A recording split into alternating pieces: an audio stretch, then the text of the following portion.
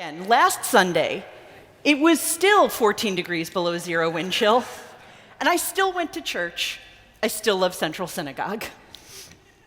But last Sunday, I went to church in order to meet members of our winter Interfaith text study class. This we believe.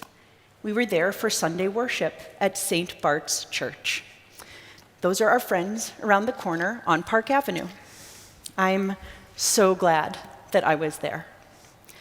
Set off by beautiful music and inspiring scriptural passages, my friend and our host, Reverend Meredith Ward, preached about this challenging moment in which we are living.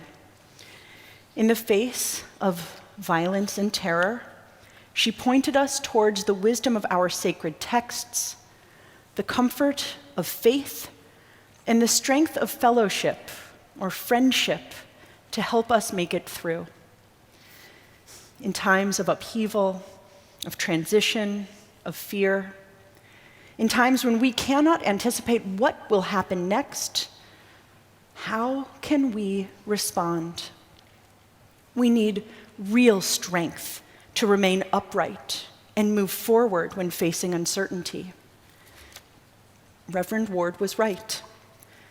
Text, faith, and friendship are powerful tools. These are tools we can rely on today, just as our ancient ancestors did long ago. This week's Torah portion, Mishpatim, reminds us that disagreement and change and fear are nothing new. The Israelites were in a moment of transition. They had witnessed plagues, fled slavery, crossed a sea towards the unknown, gathered at the foot of a mountain, and quaked in fear when confronted with the voice of the Holy Eternal One. They had left behind all that they had known and ventured forth to create something entirely new. What could possibly have comforted them at this moment? What could have strengthened their steps forward? It was their new tools of text and faith and friendship. For the Israelites, the texts they leaned on were the brand new laws, the Mishpatim, presented to them by Moses. They were the first generation to receive these laws, a new narrative that would guide their actions in the world. For this generation, their faith was in the God who had brought them forth from Egypt and whose promise of continued presence lived in those new laws. And the friendship they relied on was the peoplehood forged in the fires of slavery, formed in the miracle of freedom, and bound by these rules that would help them create a new society. In response to all that they had received and all they were being offered, our ancient ancestors responded with one voice. Na'aseh v'nishma, they said. We will do these things, and we will continue to listen. Spoken in the first person plural, this extraordinary statement was one of communal identity, built on ongoing listening, learning, and meaning-making. They were becoming Am Yisrael, the people of Israel who wrestle with the divine, just as they were finding a way to live together as a people. Generation after generation, we are still the wrestlers, looking to our texts to see how they have evolved over time, testing our faith to find new meaning in our relationships with God, and turning to our friendships with one another and with those beyond our people to find strength and the comfort we need to face an imperfect world. Just as na'aseh v'nishma is a phrase that teaches this is work that we cannot do alone. over the past 3 weeks, the 90 registered members of our Central and St. Bart's Interfaith text study class honed these tools together.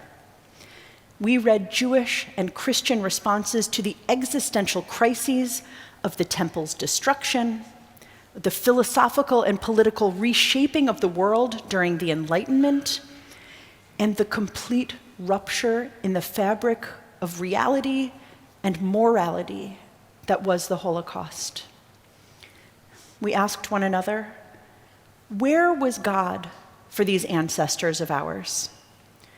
And where now might we find God together? From 2,000 years ago, 250 years ago, to the last century, thinkers, scholars, and leaders have wrestled with the nature and presence of God in trying times. This class used our ancestors' answers to find our own. We pondered whether, like scholars 2,000 years ago, whether we could find the divine in the act of communal study and gathering, or individually in our own hearts. We weighed whether God was in the truth of reason, or perhaps in acts of toleration, the divine presence according to thinkers 250 years ago. And, like all of those who struggled in the wake of the Holocaust, we considered whether God perhaps had died at Auschwitz, or might still be found in the kindness and care shown from one human being towards another. Our study these past weeks was serious, it was challenging, it was inspiring. Most importantly, the words came off the page and entered into our souls, presenting, in the words of one class member, a call to action, calling us towards text, towards faith, towards friendship. Our sacred texts emerged in times of great turmoil.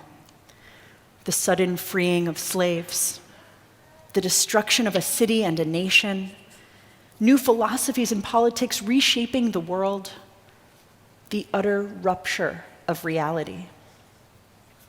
Today, these historical moments provide a guide to us.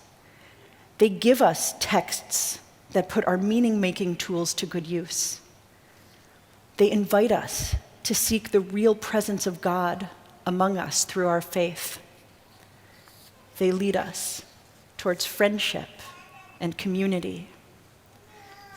Like our ancestors in the Torah and those who lived in the time of the destruction of Jerusalem, the Enlightenment, and the Holocaust, we are experiencing our own social turbulence and cultural upheaval. We cannot anticipate what will come next. We might feel afraid. We might feel alone. Where is God in this moment for us? Na'aseh v'nishma. God is with us when we listen, when we struggle with our texts, when we explore our faith, when we find friends within our community and beyond it, when we use the tools gifted to us by our traditions. This is how we find the strength to stand and move forward. This is where we find God, right here, facing towards whatever future awaits us together. Shabbat Shalom.